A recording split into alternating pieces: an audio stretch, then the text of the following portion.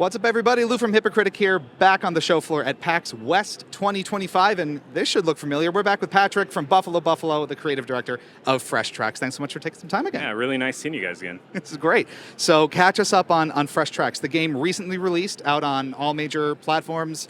What's the last couple months of development been like? Take us through the last 10% there. Yeah, so since we saw you guys last at PAX East, we've been taking all the feedback from all of our internal testing, external testing, closed play test, etc., figuring out like how much of the stuff we really want to get in can we actually get in while releasing on time, releasing on all the platforms we want to, and all the languages we want to as well. So it's been a very delicate balance of risk and reward for me of like, where do I feel confident getting stuff in while still releasing it, on time in the state that we want it. And there's so much to dig into that. And what I really wanted to do was focus on sort of that last leg of development and all the work that you have to do to get something out the door after so much work. So for a little bit of context for viewers, how long has Fresh Tracks formally kind of been in development for, and how did the team sort of form around the core concept way back when it was first starting? Yeah, so Fresh Tracks started as a proof of concept that I made by myself while I was working at another company. Basically, my goal was to get some funding on it so I could hire some other people to work on it, and then eventually actually build a company out of it as well and start working on other games simultaneously. Back in 2021 is when we made the first proof of concept. Got a little bit of funding from Canada Media Fund to make a working conceptualization prototype, and then got more funding from them back at around 2023 to make a functional prototype, and then finally about 2 or a little bit less than 2 years ago, we got production funding to make the big shabam with all the crazy songs and environments and pulling in actors and stuff like that. Yeah, that's great. And as you have this long journey through developing the idea, going through the process, and then finally getting into the last couple months before release, walk us through what that looks like from the studio's perspective. Optimizations, bug fixes, prepping for actual publication and distribution. Peel back that onion a little bit. What's that look like for you? Yeah, there's so many layers to it. I could talk about this for hours, probably. Let's try to focus on the interesting stuff. Development first. How do we make the game good, essentially? Well, we got a lot of great reception and feedback when we were at PAX East, and that was great for us. We knew we were heading in the right direction. We saw some holes that we wanted to fix a little bit, which is, for some players, it just got a little bit too hard too quick, so we spent a lot of time smoothing out the easier side of things and making it a lot more fair for all players as well, but also making it a lot harder for the players who really wanted that hard but challenging fair but challenging feel as well. So we added a lot more easy levels, a lot more medium levels than we had before. That first 2 hours is a lot smoother than it was before, but so much of it is just really tightening the screws in every conceivable place. There's so many things in this game that we're basically going for a 12-hour flow state experience, and so the whole thing's got to feel great. So sound effects have to be perfectly placed on time. Players have to know when to do things. Even the tutorials have to be kind of spaced out in a certain way to keep you engaged. So yeah, that's kind of from a development side, just really looking at the core feedback we've been getting and using that to realize what solutions we had available. But then also, as you mentioned, the publishing side as well.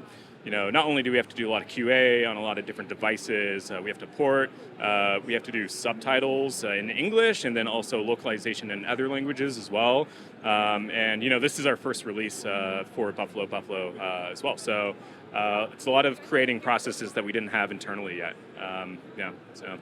I want to touch on the sort of language and translation parts of this too, because obviously a game that is so steeped in narrative and lyrics in the music and all these kinds of different vocal and textual elements, converting that into other languages and having that resonate with players in other geographies has to be a challenge. So can you go a little deeper on what that process looked like for you and ensuring that all of the translation and those sort of elements of development came through for players outside of English-speaking countries? Yeah. I kind of had some concerns too, just because it is narrative heavy as well. There's some things I'm even now realizing there's some gameplay while the narrator's speaking, and how you have to lock in on this game. It's well, how can they read the text while they're playing? So even rethinking some stuff like that even now.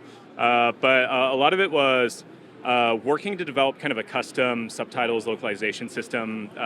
What was hard about it is the lyrics, not just the lyrics, but the voices, the narration are timed to go with the music. So the subtitles also have to kind of go with the music and fit within a certain space as well. So there was a lot on the technical side of things, but on the more actual localization, like cultural side of things, we found a trusted partner. We talked to a lot of different localization companies and finally landed on one. But we spent a lot of GDC just looking for localization people. And then we made a really detailed document explaining, what everything was, gave them a lot of references in game so they could see like why we're saying certain things in certain ways.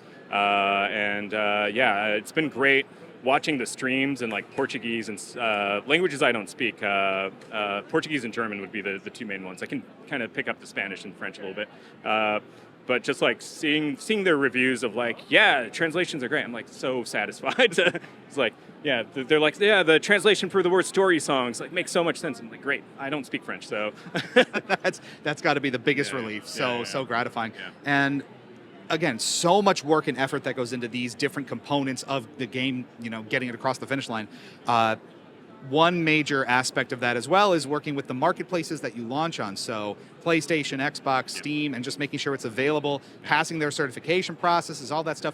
Can you walk us through what that looked like from your perspective as well, and making sure that it's actually available for people to play? Yeah, so that's another part where this being our debut game was a little bit more trouble than most studios who have a few titles out.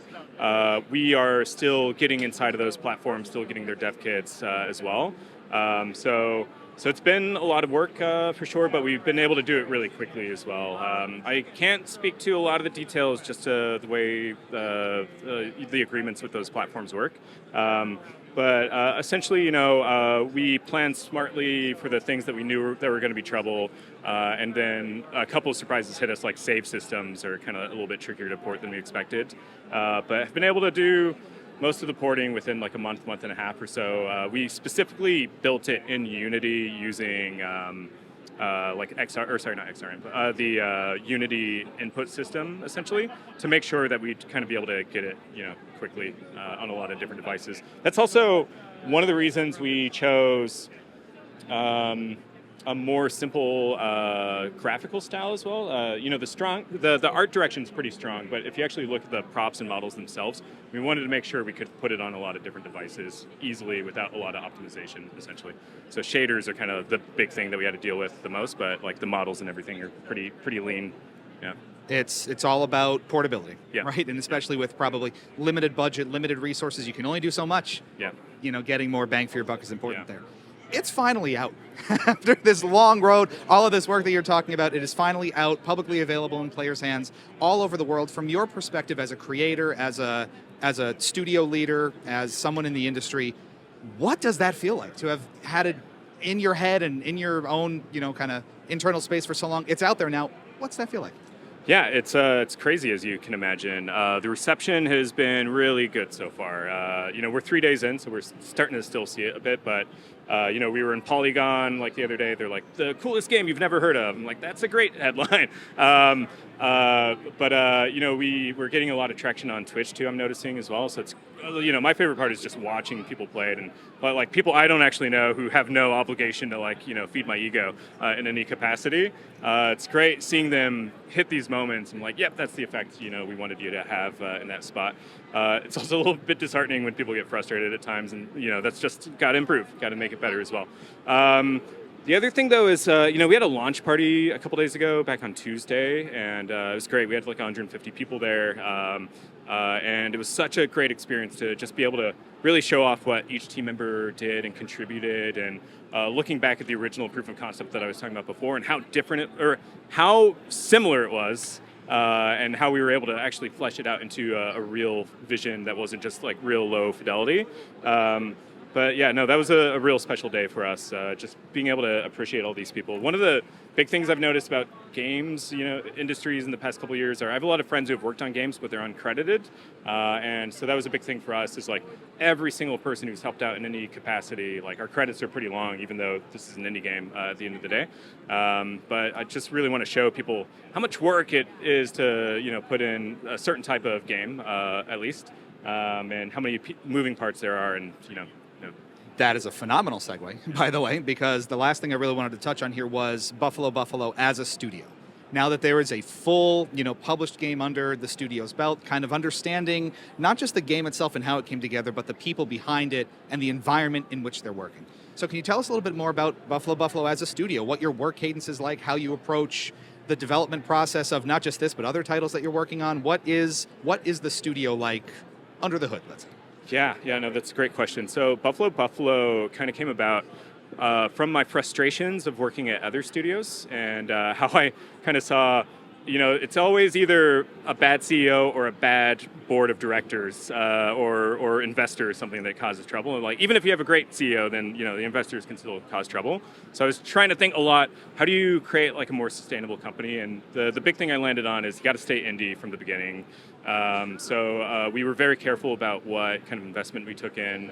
We only really took it from Canada Media Fund and Creative BC. They're kind of more project investors rather than company investors, and they don't have any creative say or any company or anything like over the game itself, really. So big shout out to programs like that in Canada. I love Canada. I'm originally American. Now I'm both Canadian and American. Canada, they're both great countries. I wish they loved each other right now.